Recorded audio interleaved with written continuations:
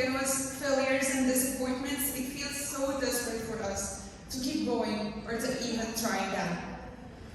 My mother had to take care of 2 children when she was about the same age as me now, and thanks to her dedication, she was able to secure a job and a house for us after her divorce.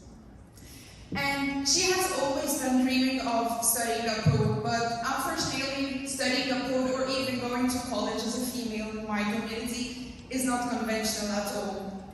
So I grew up upholding this dream. I also wanted to study abroad. And as a female and first-generation college student and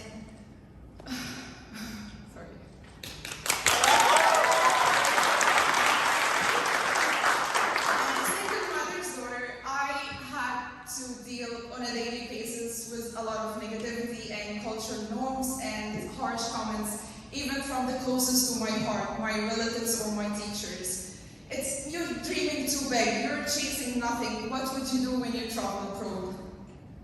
But it always was never too late to try again.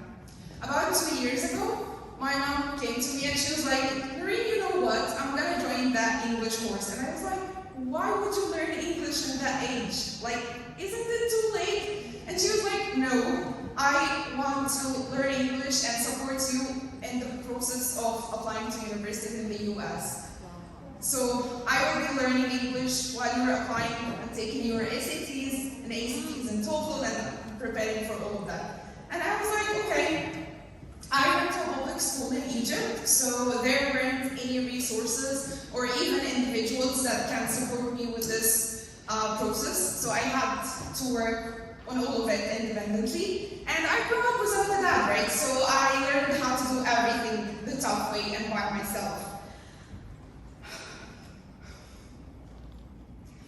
So during junior year, I was diagnosed with depression. Or to be franker, I was struggling with depressive episodes and suicidal thoughts, and I wasn't even understanding what I'm going through, what's wrong with me, why I'm not functioning well, why I'm not able to study or perform well. And I didn't realize that I had depression until 3 years later, because mental well-being also is taboo in my community. We cannot speak up, we cannot say how we're actually feeling. And this led me to failing my senior year, and saying that I was depressed was only perceived as an excuse for me to justify my failure. But it was never too late to try again.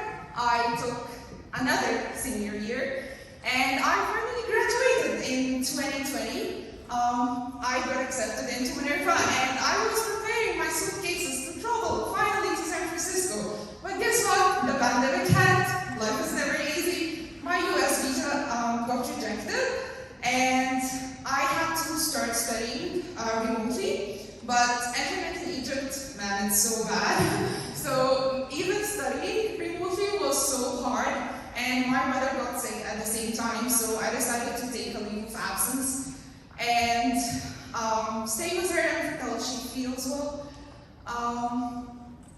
Right after that, I decided, okay, my mom always says it's never too late to try again. I waited and I joined the class of 2025, my beloved classmates now. And I made it to San Francisco and Seoul, finally.